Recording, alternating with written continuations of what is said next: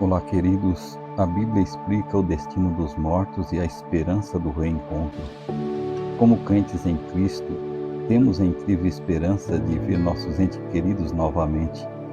No Evangelho de João, capítulo 11, versículo 25, Jesus diz: Eu sou a ressurreição e a vida. Quem crê em mim, ainda que morra, viverá.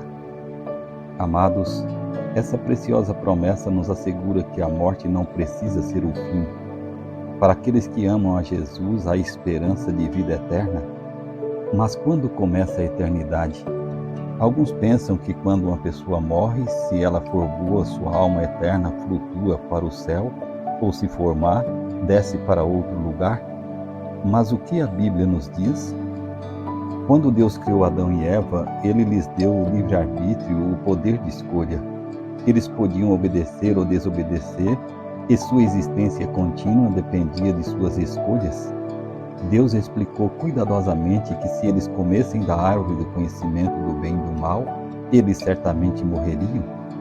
Mas Satanás contradisse a advertência de Deus, afirmando a Eva em Gênesis 3, versículo 4, é certo que não morrereis. Mas depois que pecaram, Adão e Eva descobriram que o salário do pecado de fato é a morte. Deus lhes disse: até que tornes a terra, pois dela foste formado, porque tu és pó, ao pó tornarás.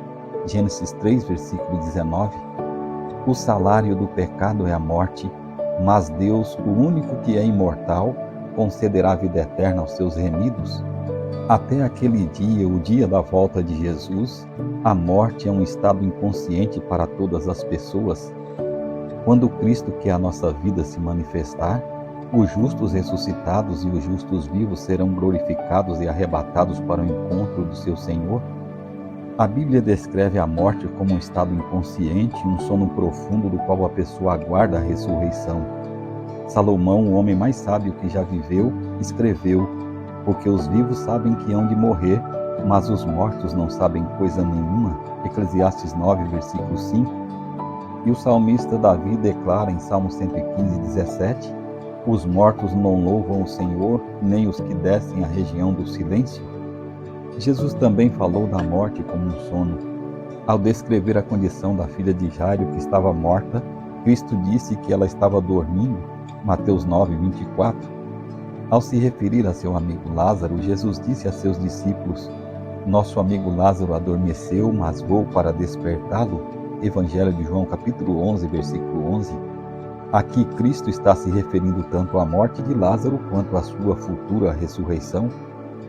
O profeta Daniel fala da morte como um sono e da ressurreição e julgamento que se seguirão.